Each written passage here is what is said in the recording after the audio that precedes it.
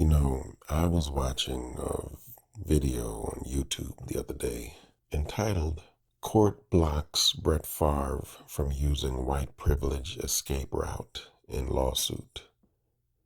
It's about that whole Brett Favre welfare scheme case they got going on, where this dude, stole millions of dollars from the poorest state in the Union, Mississippi.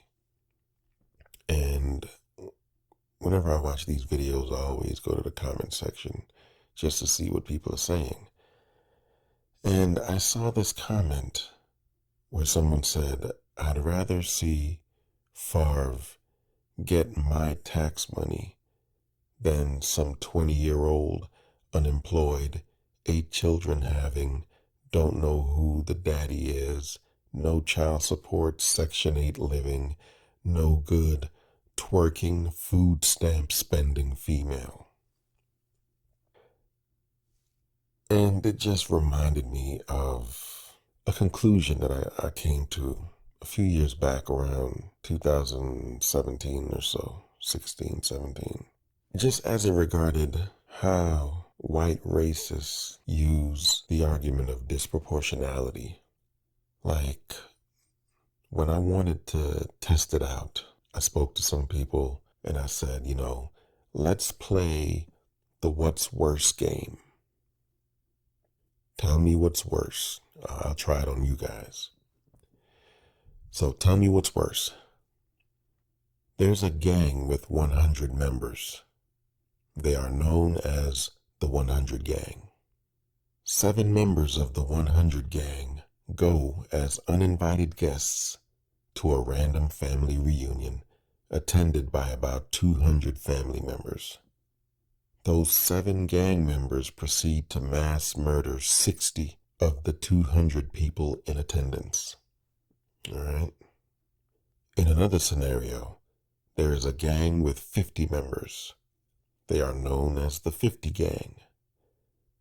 3 members of the 50 Gang go as uninvited guests to a random family reunion of about 200 family members and kill 20 people. Which one is worse? The 7 members out of the 100 Gang killing 60 people at a 200 family member reunion? Or the 3 members of the 50 Gang killing 20 people at a family reunion of 200? Which is worse? How about this one? The 50s Gang strikes again. This time, 2 members of the 50 Gang break into a home. They steal $100 and they knock over a lamp, smashing it to pieces on their way out. Right? In another scenario, the 100 Gang strikes again. This time, 10 members of the 100 Gang break into a home. They steal $500,000 in cash from a safe and burn the entire house down. Which one is worse? 2 members of the 50 Gang who stole $100 and knocked over a lamp, smashing it to pieces on their way out? Or 10 members of the 100 Gang breaking into a home, stealing $500,000 in cash and burning the entire house down? Which one is worse? Well, for white racists, the answer of which is worse for both of those scenarios are the ones with fewer criminals involved. This is the heart of the argument of disproportionality for white racists. For example, white people murder more police officers every year in America than anyone else. White people murder more people every year than anyone else. White people spend more of other people's money than anyone else. That goes for poor white people on government assistance and rich white people who use our tax dollars for war profiteering. Yet when speaking of race, white racists aren't concerned about how many police officers are being killed or who's killing the most police officers. Their concern isn't even on merely how many black people killed police officers, but more specifically, how many black people in relationship to the total number of their race in the country killed the smaller amount of police officers out of the total number killed. Isn't that weird? Let's try that again. When speaking of race, white racists aren't concerned with how many people in general are being murdered. Their concern isn't even on how many black people engage in the act of murder. It's more specific than that for them. Their concern is for how many black people in relationship to the total number of their race in the country murdered the fewer amount of people out of the total number of victims. Isn't that weird? Let's try it one more time. When white racists want to complain about money being taken from them, they're not concerned with how much money they're losing or who's taking the most money from them.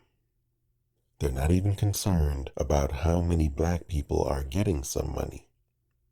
Their specific concern is about how many black people in relationship to the total number of their race in the country are getting the smaller amount of the total monies being taken. So, in other words, in the argument of disproportionality for white racists, loss of life, wealth, and property is incidental and inconsequential. The central concern for them is always how many black people are involved out of the total number of their race. The question is why? Why are they so concerned with how many out of the whole are engaging in criminal activity? I mean, it's not like these are a people who've been obsessed with defining people by race and have been trying to criminalize a whole race of people for hundreds of years, right? Because if they were, then this strange focus would make sense. If this is the case, however, it presents a problem with the statistics in that if race A is out to prove that race B is more criminal than their own race, or even that race B consists of all criminals, if race A holds the reins of power in the society, including the criminal justice system, there's no reason to assume that race A would be fair and impartial in the administering of justice. In other words, race A would therefore focus more, or rather, disproportionately more, on race B, which in turn would also mean that race A would focus disproportionately less on their own race for criminal prosecution.